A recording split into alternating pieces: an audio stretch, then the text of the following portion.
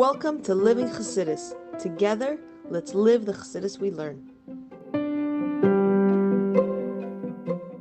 Okay, welcome everybody.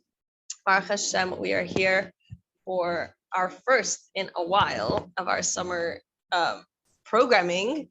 Baruch Hashem, many of us have been out of town, and we are so lucky to be back here together. I want to start by saying a special thank you and a huge mazel tov and happy birthday to Esther Azrielant, which used to be Babayev, and it's her birthday today. So she sponsored tonight's Farbrengen in honor of her birthday, 13th of Menachem Av. And may Hashem bench her with a year filled with joy, clarity, strength, shalom bayis. Baruch Hashem, she just got married. Parnasa, good health, revealed good in all aspects, and a strong relationship with Hashem. And we are so happy to be here together in honor of her birthday.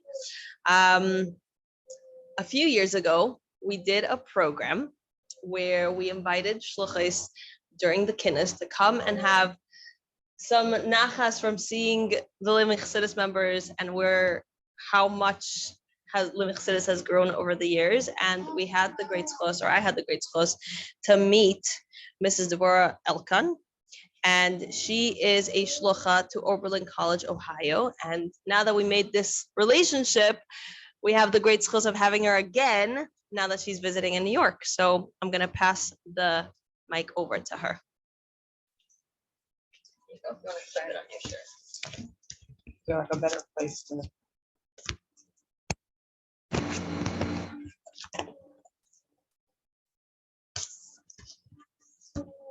How's that? Okay. Okay. Well, thanks for having me. And you know what? I am going to switch chairs if that's okay, because otherwise I'm going to swivel back and forth, and that would not be very nice and polite for you guys. Sorry. Okay.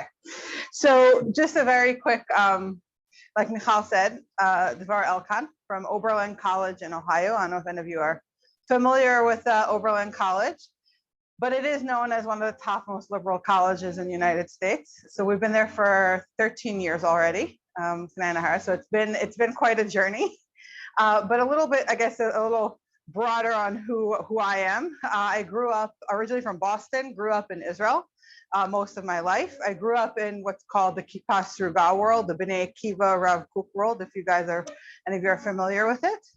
And I guess always grew up with certain Chabad tendencies in our household, but we were never Lubavitchers.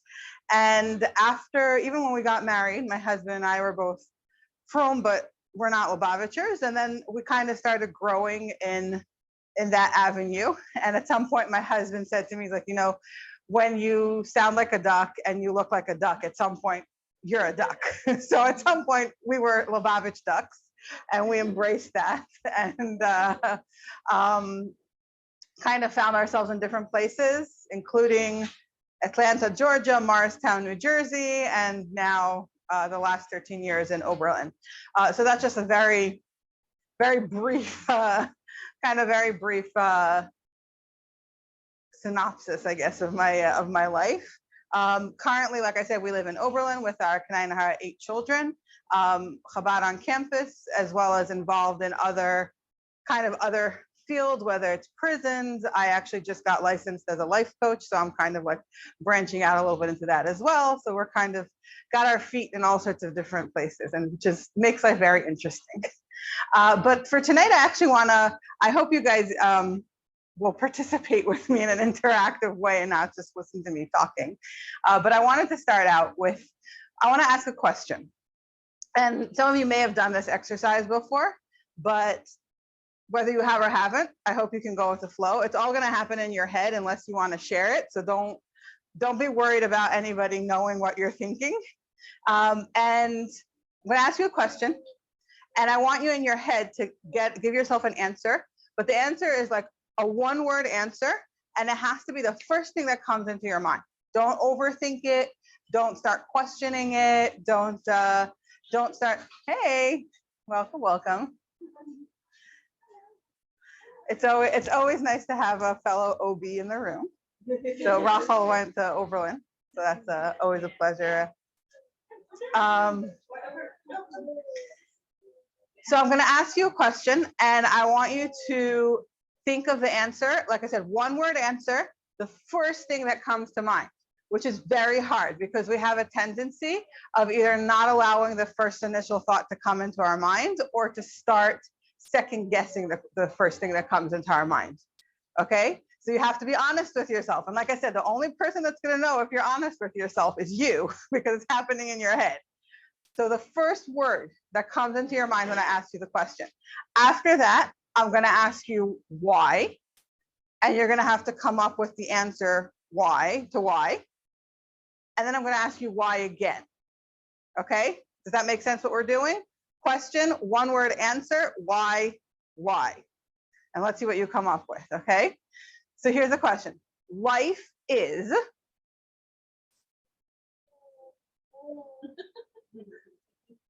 You got, okay, so some of you have already started not allowing the thought into your head. Not to freak you guys out, but I also, no. Okay, so last year I needed like some intellectual stimulation for myself. So I actually took a course in body language because I become a body language analyst. So I turn it off most of the time, don't worry.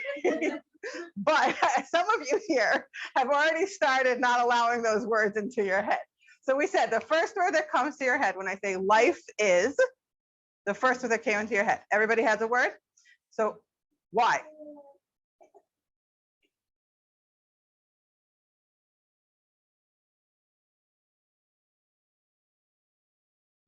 Okay.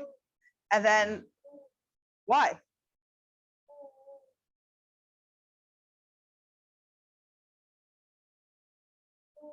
Okay. So if is the second why on the why, line? yes, Okay. yes. Or more, okay. Yes, not another why on your word, right? So we did a word, life is blank. You were supposed to come up with a word. Then I asked you why that word. You're supposed to come up with an answer for that.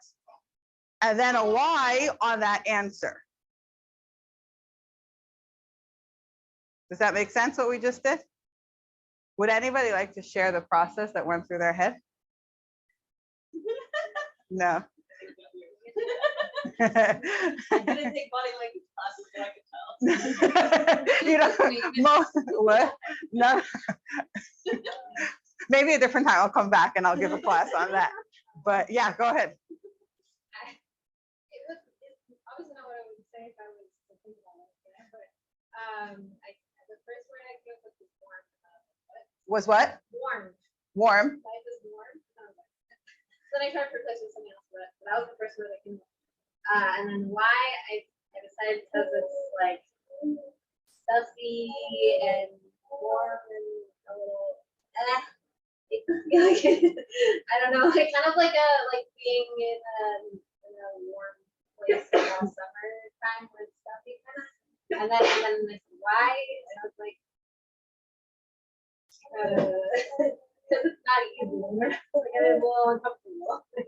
Okay, great. Yeah. Thank you for sharing. Do you mind if I use your example for a second? Okay, so the word warm, right, could definitely be interpreted in different ways. So when she said warm, then the first why took her to the point of stuffiness, maybe a certain sense of feeling a little suffocated, claustrophobic. Would those words go along with what you were trying to describe? Okay, and then the deeper why was, what was it again? Because it's not easy. Okay, so she went from the word warm, life is warm, to it's complicated and not easy.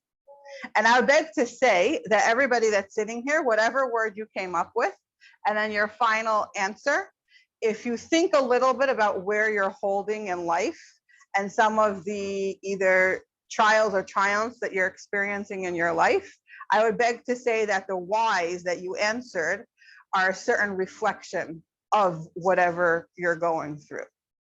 If anybody else wants to share, and we can, I'm happy to let it open here. I don't know how close you guys are with each other and how open you are, but it's very interesting exercise. I don't know if anybody, as they were answering those questions to themselves, had a certain like, a certain like, wow, didn't think about that, or like, whoa. But taking a moment and kind of reflecting on where I'm holding in life and asking that why and that another why and kind of going a little bit deeper, like I said, gives us a certain reflection of where we're holding. Positive, negative, whatever it may be, but where we're holding. And I must say, I did this exercise. My husband and I were here in March for the Sitin Shabbaton as speakers. And I did this exercise with a group of teenagers, and it was fascinating. It wasn't the topic of my talk, but I used it as also like a certain opening exercise. And the teens wanted to stay for like another whole session, just analyzing what everybody's processes were. And it was really fascinating to see. And normally as we go through our life, we don't really take that moment to reflect on where we're holding. Even when we're supposed to be in that place of, for some people it's prayer, for some people it's meditation, for some people it's sitting and hanging out on the couch, for some people it's taking a run. Each person has their different quote unquote happy place or reflecting place, or even if it's not defined in your head, this is my whatever. We all have that place or that space that we in theory reflect on where our life is or where we're holding.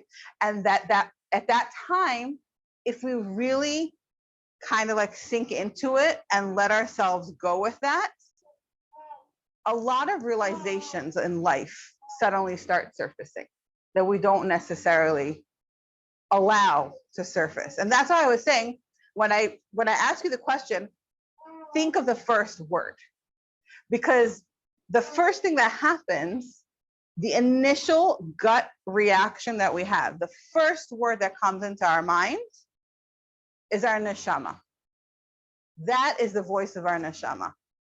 And then the voice of our, you want to call it Yetzer Hara, Nefesh Behamis, whatever evil inclination. Each person has a different terminology for it and wants to relate to it in a different way. It's all the same thing. But that voice within us automatically kicks in. And then it's like, no, that's not the word you want. You want a different word, either because it's not a good word, or it's a bad word, or it's too good of a word, or how can you allow yourself to, right? And we start having this inner dialogue with me, myself, and I of what word is okay or appropriate to put into that blank. But if we're able to kind of like put that voice aside and focus on the initial voice, on the voice of our neshama, and kind of go with that, and then ask on that word, the why, and the why, then maybe it could bring us to a point of like, whoa, maybe this is something that I want to work on. This is something I want to have more of in my life. This is something I want to have less of in my life. Whatever it may be, if we can focus on that voice, the initial voice that comes in, and kind of enhance it, then it kind of gives us the raw material to work with in life. And this exercise, you can do it at any point, and you can kind of ask it on anything, this exercise, but it's something that you can even stop in the middle of your day. And if you feel like life is just kind of like going and going and going, or you're just going through the motions of life and you need a certain moment to pause, do that exercise in your head. On your own. You saw it takes half a minute to do, and see where it takes you, see what comes out, see where you go with it. It's like I said, it's very interesting and fascinating to allow yourself that space, because a lot of times we don't allow ourselves the space to do that. We have in our head almost like a checklist of what we're supposed to be doing, what we should be doing, what we think other people think that we should and are supposed to be doing. But in reality, what are we supposed to be doing? We're supposed to be doing what our neshama is telling us to do. Because if our neshama that's in us is an actual part of Hashem, right? We learn in Chassidus, one of the first things that when somebody comes around to learn with the Rebbitzin in the Chabad house, right? One of the first things is Chelek Elokam Yimao Mamish, right? That we all possess a neshama that's within us, and that neshama is an actual part of Hashem, and it's instilled in every single one of us. Sorry if I just made noise for whoever's on the. I touched the microphone by accident. Sorry. So if we all possess that neshama, we all possess that piece of godliness that's within us, then we all have the ability to listen to that voice. It's just a matter of allowing ourselves to listen to that voice and not masking it or not telling ourselves that we don't need to or that we don't have to. And just as like a, I guess like as a little side note on this matter, right? It says like who says that we are chelek elokah? Who says that we actually have a piece of Hashem in us? And my favorite like metaphor that I like to use, or not metaphor, it's kind of dissecting the actual verses. Sorry. When we look in Bereshit, when Hashem creates Adam and Eve, what does Hashem do? How does he create them? Anybody remember those verses? Not to recite those verses, but don't worry, I'm not going to test you on reciting the verses. But what does Hashem do to create Adam? Blows into what? First he takes dust, he takes clay. What does he do out of the clay? Forms the shape of a body and then blows life into it, right?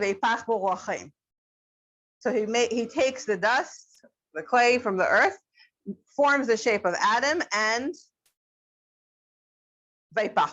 puts an actual piece of godliness in this form. And by that we have Adam. Very simple math, because beyond simple math I don't do. What is a man? 50% dirt, 50% godliness. And then what happens a few verses later? What does Hashem do to create Chava? What? He takes a portion from Adam. By the way, I just want to bust a myth here if we're already sitting here, okay? It says, Vaikach Tzela, right? He takes a Tzela. Now, for some reason, in the Christian translation of the Bible, it says a rib, okay? But Tzela is not a rib. Tzela just means a side. If you have a triangle that's called a meshulash, meshulash has a shalosh tzlaot. Tzela means a side. A triangle has 3 sides. Okay, so tzela doesn't mean rib. That's a Christian translation of the Bible. It just means that he took a side. He took a portion of Adam. And what did he do? What did he do with that portion? Everybody knows, just everybody's embarrassed to say because they think that they're going to be wrong. So let's go back to what I said before. Take away those voices of the Yetzer Hara or your Nefesh Bahamis and don't be so shy. He takes a piece of Adam, forms the shape of a woman, and then what does he do? He adds another part of godliness into Chava and then makes Chava. So let's go back to our simple math. Not 100%, not quite, we're getting there, but exactly. So in very simple math, Chava is 25% dirt and 75% godliness, right? Because he took a part from man, which was 50-50, added more godliness to it. So then you have 25 dirt, 75 godliness. Now, why am I bringing this? Other than the fact that just thinking about it is mind-blowing. Because as Jewish women, our job, our goal, our purpose in this world is what we call second to God. What does that mean? If Hashem is 100% godliness, one step down from that is the woman, and a step down from that is going to be a man. And if we continue going steps down from that, it's going to be the animals, the vegetation, the inanimate, right? And it continues going. Yes, sometimes men can behave like other lower parts also, but so a Jewish woman possesses, or her neshama stems from a higher spiritual place than that of the soul or the neshama of a man. Sure, please. Is it all women or this is Okay, so it's a very good question, and that gets into the whole concept of where does the neshama of a Jew stem from versus the neshama of a goy stem from, and that goes more into the short answer is all women are on a higher spiritual level than all men. If we want to get deeper into the souls of Jewish women, the souls of Jewish men versus the souls of non-Jews, I'm happy to come back at a different time and talk about that. But that has to do with the garments, like the components, not the garments, sorry, the components of the soul. Have you ever heard of Nefesh, Ruach, Neshama, Chaya, Yechida? The 5 parts of the soul. So that's a Jewish soul, has those 5 parts. A non-Jewish soul does not possess all 5 parts. So yes, there is a difference in the playing field to begin with. But in general, yes, women are on a different spiritual level than men. All women, all men, right? And if you think about it, Hashem created the world. Who is the only other being in this world that can create life? It's women, okay? Only women can create life. Only women can bring into this world something that didn't pre-exist beforehand, the same way Hashem created the entire world. So that's like a certain manifestation of the woman's neshama being on a different level. And when it says, I'm sure you guys have heard this this before, right? In the merit of Jewish women, the Jews were taken out of Israel, were taken out of Egypt, and in the merit of Jewish women, they will be redeemed in the future. Meaning that the bringing of Mashiach at the bottom of it all, or the base of it all, is in the hands of the women. Yes, it's important that the men do the mitzvahs that they're obligated to do, and that elevates the world, and that reveals the yes, 100%. But ultimately, the bringing of Mashiach, the tipping of the scale from the world being in this place of galus to the place of geula is in the hands of the woman. The same way the woman can bring a life, bring the world from a non-existing, right? This baby wasn't here a few months ago. This neshama didn't exist in this world a few months ago. And thanks to the baby's mother, the baby now exists, and this neshama is in this world, and this neshama can do stuff in this world and really transform the world. So ultimately, it's in the hands of the Jewish woman. And sorry. And the reason I'm mentioning that is not to be like, oh my gosh, we now have the pressure of the entire world on our shoulders. Yes, but no, like, don't worry. Don't worry, in the sense that when we look at that quote unquote responsibility, it's a coin that could have 2 sides. And it's a matter of what side of the coin you choose to look at, right? It could be, oh my gosh, I can't bear that pressure. There's no way I can handle that. There's no way I can do that. Leave me out of this picture. I don't want anything to do with it. Or we could look at it as, oh my gosh, think about this tremendous, unbelievable power that just this room of women sitting here has, and the ability that we have to really make a difference in this world. It's mind-blowing to think that we actually have this power. And it's not, what's the term in, what's the phrase in English? Lip serve? Is that how you say it? What? Lip service, right? When somebody just says something to appease you. Yeah, thank you. It's not lip service. We just went through the verses, right, from Bereshit, and we saw how the power of a Jewish woman is on a higher level. It draws so much more directly from Hashem that therefore our powers, think about it, if somebody's going to plow the land and they just have that old, we have Amish that live near us, and we see them all with their oxes and the old plowing tools that were used way back when. They still use it today. So think about going to plow the land with that versus going to plow the land with a tractor that you're just sitting there driving along with a machine behind you that's doing all the work, right? That's the difference. The men are standing there with holding on to the device and walking and doing all the hard labor. Well, not some of the hard labor, right? Whereas the women are sitting on the tractor, riding and pulling behind them this modern automated device that's doing all the heavy lifting. Just by the fact that they're Jewish women. They didn't have to do anything else beyond that.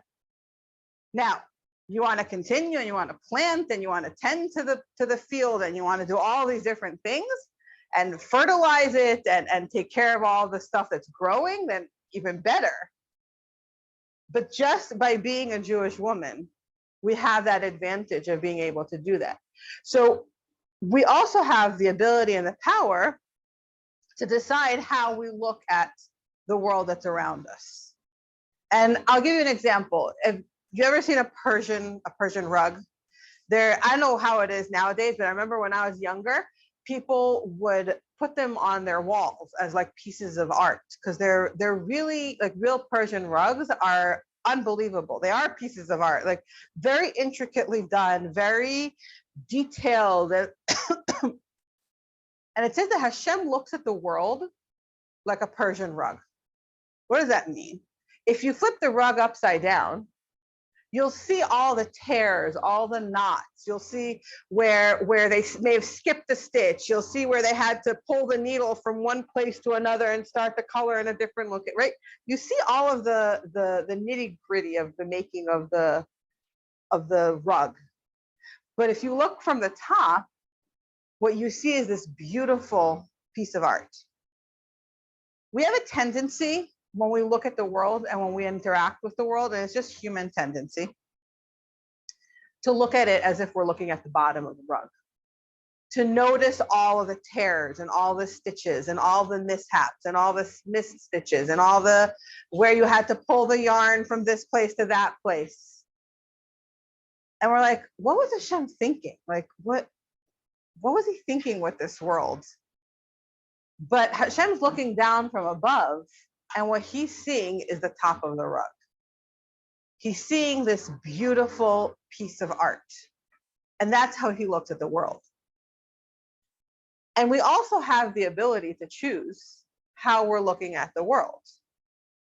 Are we looking at it from the bottom? Or are we looking at it from the top? And sorry, Rachel, I'm just going back to your example for a second, if that's okay, right? But when we start, when I asked you, life is, fill in the blank, and the word that came up was warm. Other people here may have come up with the same word. And then when I asked the why and the why, they may have come up with completely different answers, depending on where they're holding in life, depending on what's happening to them, depending on the interactions that they're having, depending on how things are going at home, depending on the job that they're doing or lack of job that they have, whatever it may be, wherever we're holding in life, those different components of our life are affecting and influencing how we choose to look at the rug of the world. If we're looking at it from the bottom or if we're looking at it from the top. And what I think that one of the most powerful things is, aside of the neshama that we possess, look, okay, great, we have this neshama, but what do I do with it? The next step after acknowledging that I have this neshama is realizing and acknowledging that I have the power of choice. What does that mean? Hashem gave us what we call bchira chofshit. What is bchira chofshit? How do we translate it? Free choice. Awesome.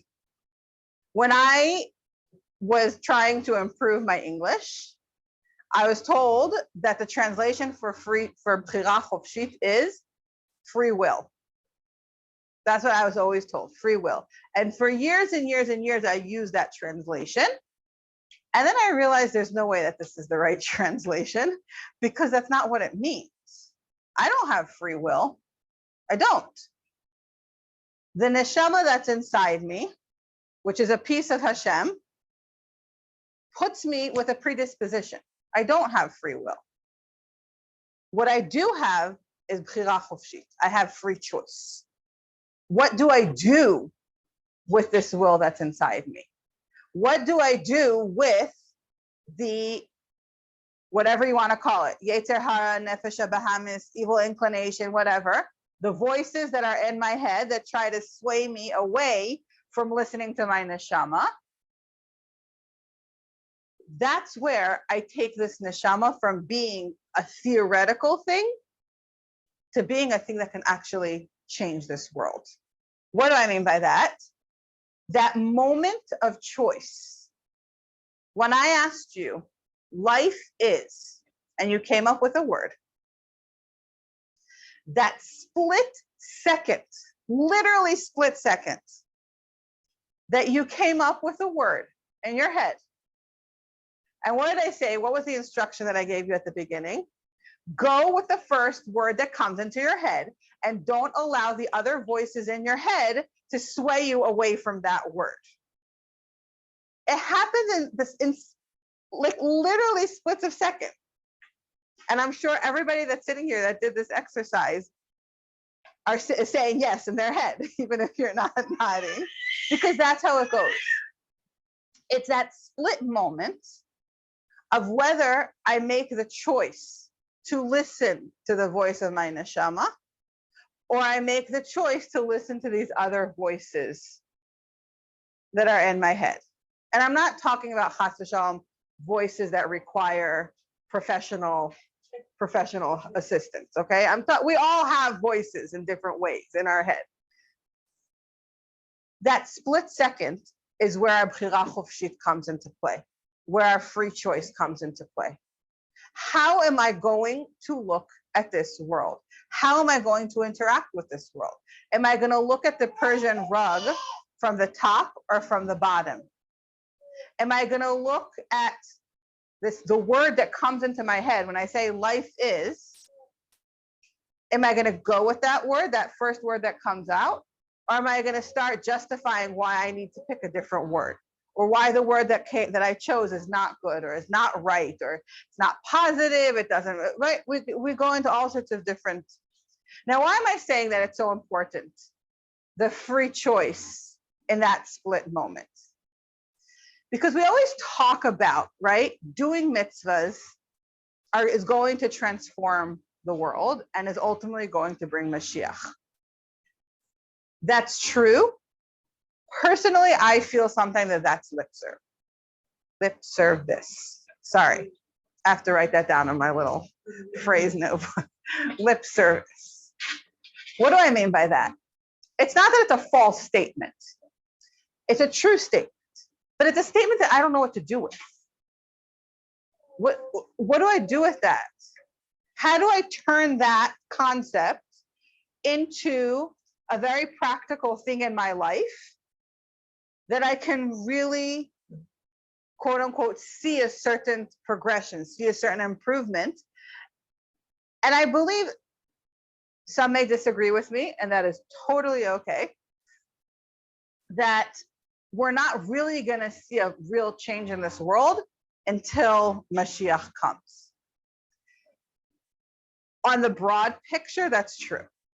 We're not going to see complete revealment of godliness at all times and all places until Mashiach comes.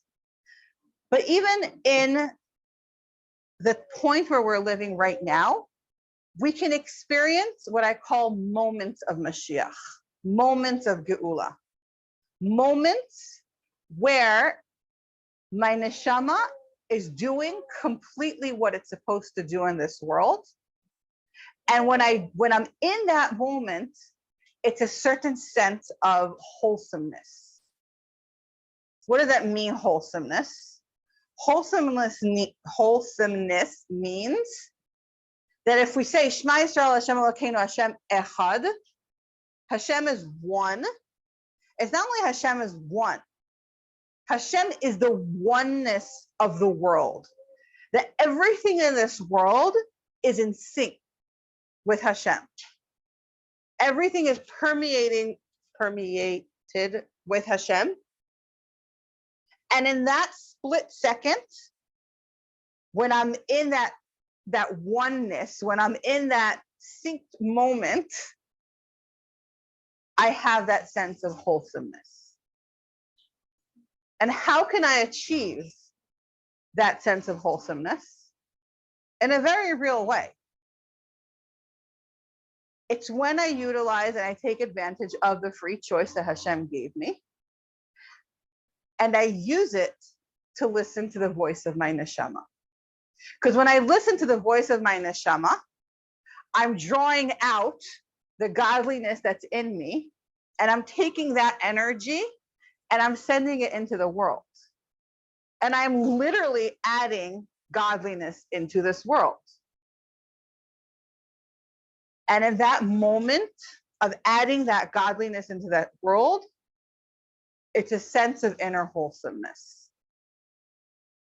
Because it's me and the world, me and Hashem, but it's all one. Because if I possess a neshama that's Hashem, and Hashem is all over in every aspect of the world, then when I'm releasing that spiritual energy from me into the world, which is already also with, right? Does that make sense what I'm saying? I know it sounds a little lofty and a little like Kabbalah Wale, but go with it for a second. It closes the circuit. It creates a full circuit in the world. So going back to the exercise, life is, I just use that question. Again, you can use any question. The point of the question was to give you a moment of an exercise to trigger the voice of your neshama. And to try to give you a glimpse into what does that mean, the voice of my neshama? The first thing that comes into our mind, the first thing that comes into our head, that's what we call our ratzon, our will. When I was saying we don't have free will, we don't. Our will, our ratzon, is the ratzon of Hashem. It's the will of Hashem, because we all have neshamas. So the moment that voice creeps into our head, if we're able to block out all of the other voices that creep up right away and focus on that initial voice that came in and go with that, enhance that, see where that takes you, that's releasing that godliness that we have. And if we said that women have more godliness in them, think about how much more godliness women are releasing into this world when they tap into that voice, into that sound of their neshama.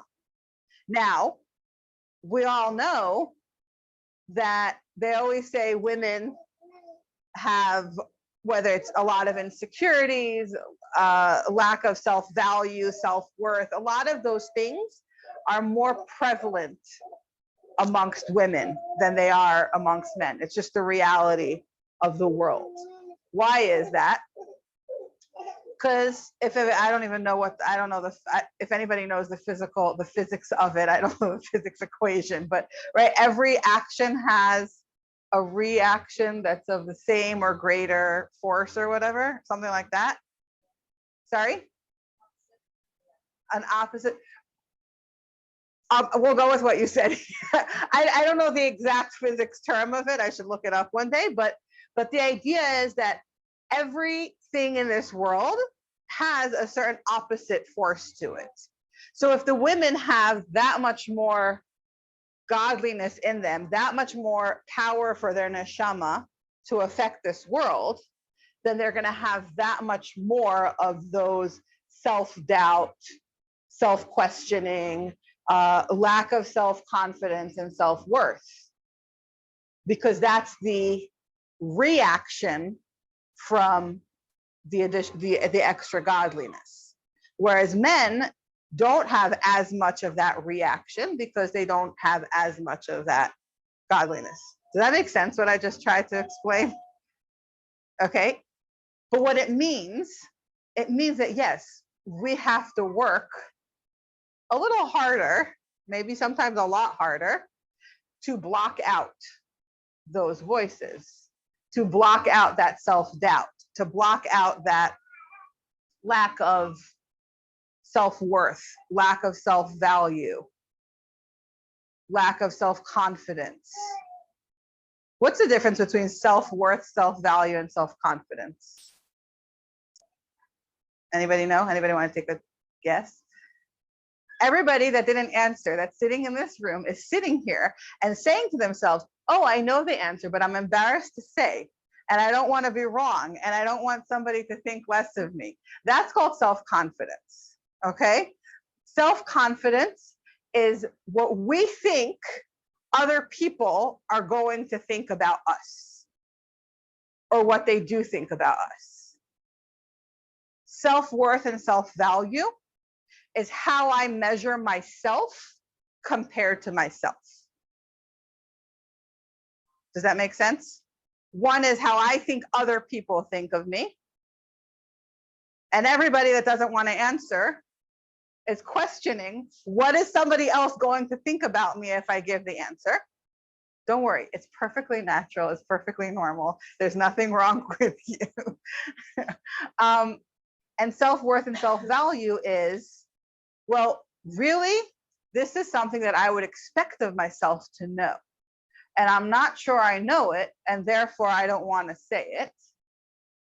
Why don't I know it? That's really bad. I should know this. I should know this. That's self-doubt. Or that's questioning my self-worth. Now, going back to the neshama, because if you haven't noticed yet, that's a theme here. Hashem put us in this world with the portion of neshama that we were supposed to have, in the body that we're supposed to have, with all the talents and the skills and the challenges and the things I do good and the things that I don't do good that we're supposed to have. Because that is the perfect toolbox that I need in order to accomplish what I'm supposed to in this world. So I'll give you a very personal, right? A very personal example. My entire life, my size was always a challenge for me. And I was always, and still am, very self-conscious about it. And as much as I try to say to myself, this is the package that Hashem decided that your neshama needed in this world. I can't go with that. I can't believe that, right? And it's constantly, why am I not skinnier? Why am I not, right? But when I have those moments, those split moments of what I call moments of Geula, moments of Mashiach, there are these split moments when I feel like I can really embody that idea that Hashem put Devorah Elkan in this world with the complete toolbox that she needs. Now, complete toolbox doesn't mean, oh, life is going to be smooth sailing. It means that whatever I encounter in life, I already have the tools to deal with it.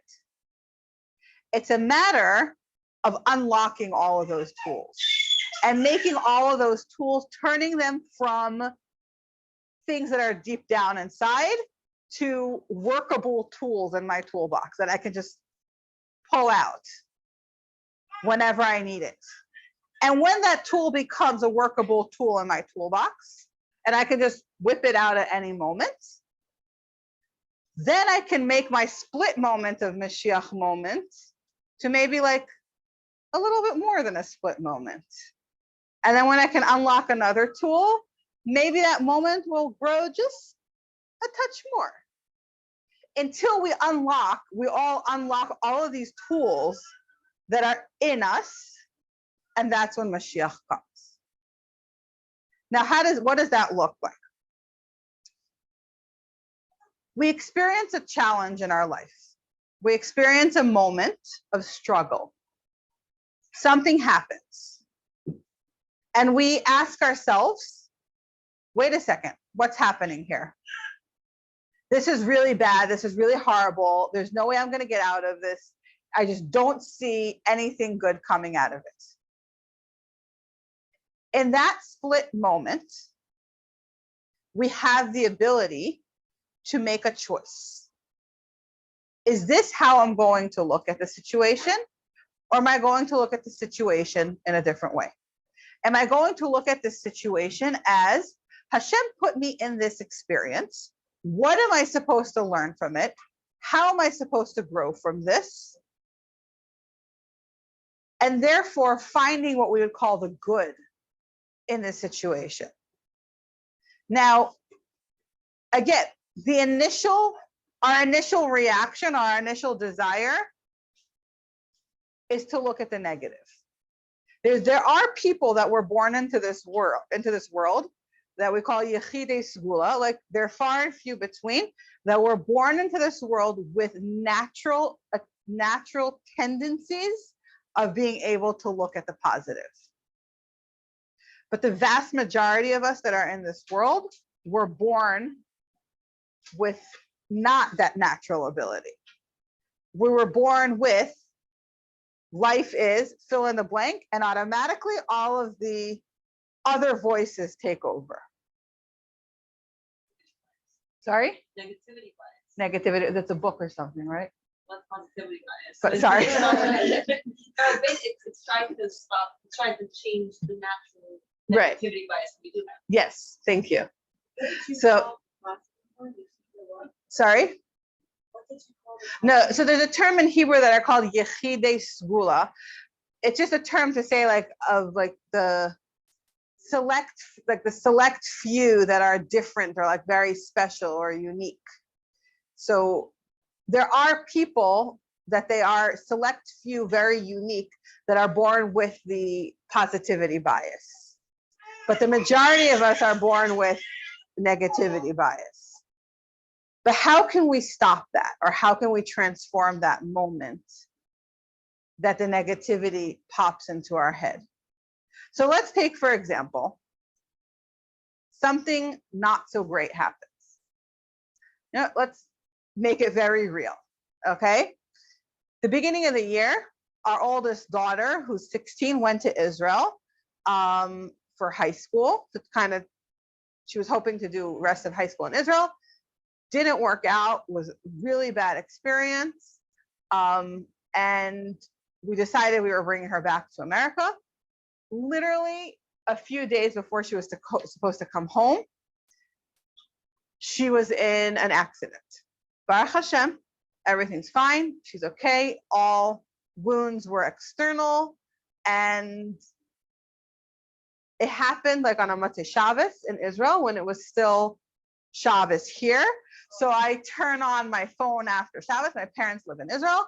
I turn on my phone. The first thing that pops up is a message from my father that starts with, "Don't worry, she will be okay." And you're like, wait a second, what just happened? And then he gave like a whole message explaining what happened. I don't know how. I mean, I'd like to hope that I know how. But in that moment,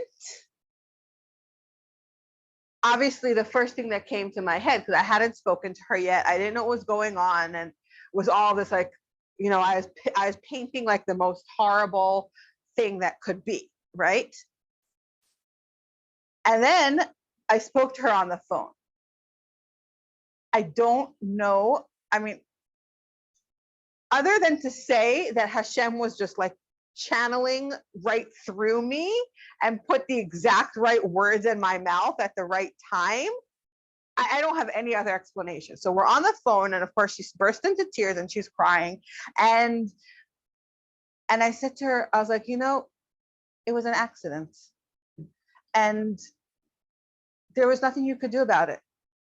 That's the nature of an accident. There's nothing you could do about it. Hashem brought this. Hashem decided this was something you needed to experience, and that's it. There's no place to feel ashamed. There's no place to feel like, oh my gosh, what could I have done differently, right? Because that's the nature of an accident. You could have done everything right, and an accident will still could happen. My mother told me later on, the reason I'm saying I don't know, other than Hashem speaking through me, I don't know how, because my mother said later on that that my daughter was terrified to talk to us because she was sure that I was going to get mad and I was going to start drilling her on like, well, why weren't you doing this? And why weren't you going here? And what, like, really, right? But somehow I was like, you know what? It is what it is. Like, that's what was meant to happen. And we're going to deal with it. And from that split second that those words came out of my mouth, when we were dealing with all of the medical things that needed to be dealt with, the only thing that I kept seeing was the hand of Hashem in everything. And what do I mean by that? One of the main things that happened is that she hurt her mouth and she needed an oral surgeon to take care of some stuff there. Hashgacha Pratis, my cousin, who had retired, he's an oral surgeon and orthodontist from Beverly Hills, retired a year and a half ago to Eretz Yisrael. So when this all happened, my mother called him up, sent him a picture of my daughter's mouth, and he was like, get into the car, come to Yerushalayim, and he took care of it. Obviously there's healing and everything, but like, what else could this be other than Hashem's hand? Okay, after he took care of the mouth, she then needed to go to the hospital to take care of other stitches and x-rays to make sure that there wasn't any internal stuff going on. They get to the hospital, and one of the main parts where she needed to get stitched was right by her eyebrow. The eye doctor that was on call that night also had plastic surgery training. What are the chances that the doctor on call, not a plastic surgeon, the eye doctor that's on call had plastic surgery training, so the stitches that he put in her eyebrow were like those plastic surgery stitches that you can barely see any stitch. Now, when I say that we have the power of choice, and I can continue with all these other, she came back to America, she needed to get root canals done in her mouth and whatnot, which are extremely expensive, and our Chabad house budget cannot afford it. We walk into the doctor's office, and he's like, "Oh, are you guys Chabad?" And I was like, "Yeah, we're the Chabad out in Oberlin College." Next thing you know, he gave us out of nowhere, he gave us 50% discount on the entire thousands of dollars of work. I'm like, and it was again and again and again and again, these moments that normally I'd be like, oh my gosh, this is the most horrible thing. This is the worst thing that could ever happen. How are we going to get out of this? How are we going to, right? But when we exercise our bchira chofshit, when we exercise our free choice, and we choose what side of the carpet to look on, going back to that Persian carpet, and how we choose to view the world,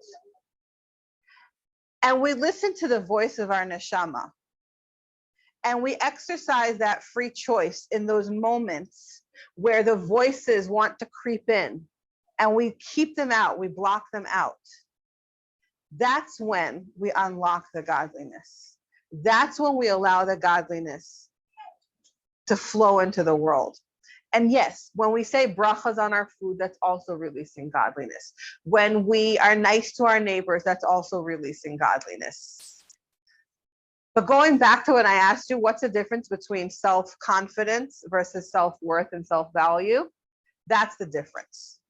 Helping my neighbor is like self-confidence. It's external to me. Exercising my free choice, listening to the voice of my neshama, is internal to me. It's working on saying the package of me that Hashem put into this world is the perfect combination that needs to be in this world in order to transform this world. And when I can try to focus on that and try to listen to that, think about how much godliness we release into this world. And I know we're kind of up with time here, so I just want to bring it back for a second to where we're holding in this time of the year. Okay.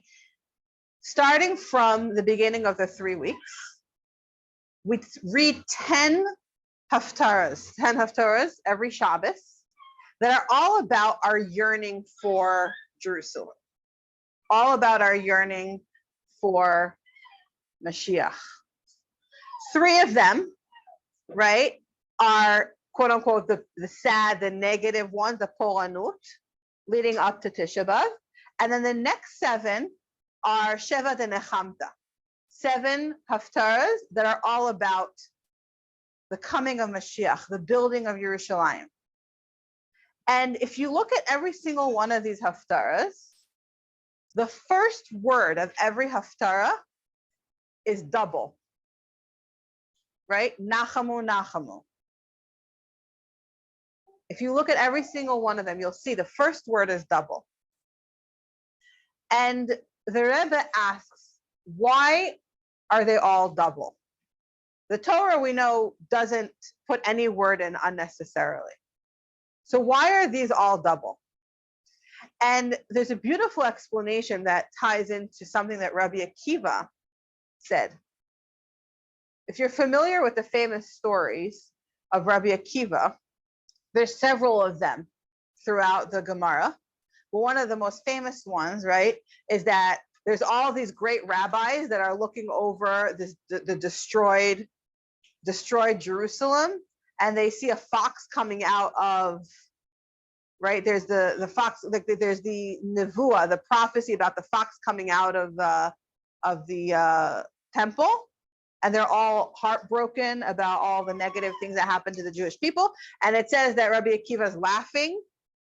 Are you guys familiar with this story? And then they're like, well, why are you laughing? And Rabbi Akiva says, well, if the negative happened, then it means that the positive happened. And then it ends with Akiva nichamtanu, Akiva nichamtanu. Akiva, you've given us comfort. And what does it do? It says it twice. Again, that double language of repeating the same thing. And the explanation on that is that when we want to bring comfort to another person, or what is comfort? What is nechama? Nechama is not, or comfort is not when we come to a person and we see that they're in distress and we try to say like, oh, don't worry, it's not as bad, or it's not so bad, or right. The worst thing to say to a person is, it could have been worse, right? Or to give them explanations or examples of how it could have been worse. That definitely doesn't bring any comfort, right? But when we take the negativity and we can draw out of it the positivity and transform the negativity into positivity, that's what comfort is. And it says that the reason it's a double language is because Yeshayahu, the prophet, who all of these 7 prophecies of Nechama are all from Yeshayahu, by the way. He was the only one that had, quote unquote, the guts of all the prophets to give so many prophecies of comfort. And Hashem, the Gemara says that Hashem, as a reward for that, said that any time he gives a prophecy of comfort, Yeshayahu, it's going to bring to the world double measure of comfort from any other prophet. So nachamu, nachamu ami. When we're able to look at the negative and draw out of it, transform it into the positive, that's when we bring the comfort. And when a Jewish woman who has double the portion of godliness is able to do that, nachamu, nachamu ami. They bring double the amount of godliness, double the amount of comfort into this world. So when we experience a moment that could be a challenging moment, that we could look at it as quote unquote bad or negative. And we exercise our power of choice and transform that vision of negative into a vision of positive and go with that. We unleash in this world double the measure of comfort, double the measure of positivity. And we see all these different things that are happening in this world today that we could look at them as very negative things. I don't know if anybody keeps up with what's going on socially in Israel or what's going on even in the United States or all over the world. There's so many social challenges on global communal levels. I can say that in Oberlin, one of the main things that we see is, yes, there's a lot of mishigas that goes there, but on a very real, but one of the main things that we see is people walking around feeling lonely. And there's people all around them. It's not like they're on a deserted island, but feeling lonely. And I would beg to say that when we listen to the voice of our neshama, and we can really be real with ourselves and be real with the world around us and unleash that godliness, unleash that positivity, it will create connections between people. So on that note, I'm going to stop here. And I'm going to wish everybody, I hope what I said made sense to everybody and it wasn't just, like I said, Kabbalah Wallahi. But I hope it's some food for thought. And that I hope that in the next few days or weeks, as you kind of process it, because I know it's a lot, you'll have like aha moments of everything. And some of this will make sense and some of this will resonate. And I really, really hope that you find yourselves in what I call moments of Geula, moments of Mashiach, moments of wholesomeness, where you feel that your presence in this world is vital to this world and that you can really see and feel how you're affecting this world and connect and relate to the people and the world around you in a very holy way. And I think that it's doable. I'm not saying that it's easy work, but it's doable. And I'm going to stop here. I'm happy to sit around if anybody has questions or wants me to clarify any points. But if anybody would like to head out, I'm going to be respectful of the clock and stop here. So thank you. We'll leave time for questions. Yes. Okay. Yeah. I wanna first, on behalf of all of us, you have brought so much light to us. This has been really deep and meaningful. And we want to thank you. So you got a choice, whichever color matches your. Oh wow! We have, thank you. Oh wow! Amazing. Candles. Thank you so much. That's perfect. And in order to receive them, one of the things that we're very proud of is our matchstick tray. Ooh. So that way it doesn't make the rest of your tray dirty. So you can put your That's match awesome. into the tray. It says, "A little light dispels a lot of darkness." And thank you so much for bringing so much light into our lives. Thank you. I really appreciate it. This is perfect. It's actually just what I needed. Yay! It really is. I keep trying all these different boxes of matches that just don't look nice on the tray. And I'm like, no, this doesn't work. This doesn't work. So this is perfect. Thank you. And then there's a few choices if you want Oh, to check it out. awesome. We have a tradition. Oh, before we do the tradition, I wanted to share this our first public part of it. We have little onesies for our new babies that live in the city. So 2 babies are here right now. So I want to present our little onesies. And then the 2 ones that are here are girls. So we have a little boy version. And it has the men's Can she logo. see? I don't know if she can. I don't know if she can. This is the men's and this is the women's. They are. Sorry, And with that, I wanna finish off with our tradition. We have a long-standing 10-year tradition of taking a selfie with our speaker. So we're gonna take a selfie with our speaker, and then everyone who's welcome to stay and ask questions and continue. So let me just take. So we can have a whole that takes really. That takes us at least. Anyone have an iPhone, or we can use my iPhone? Which is your? You have a good phone? That's a good start. Good choice.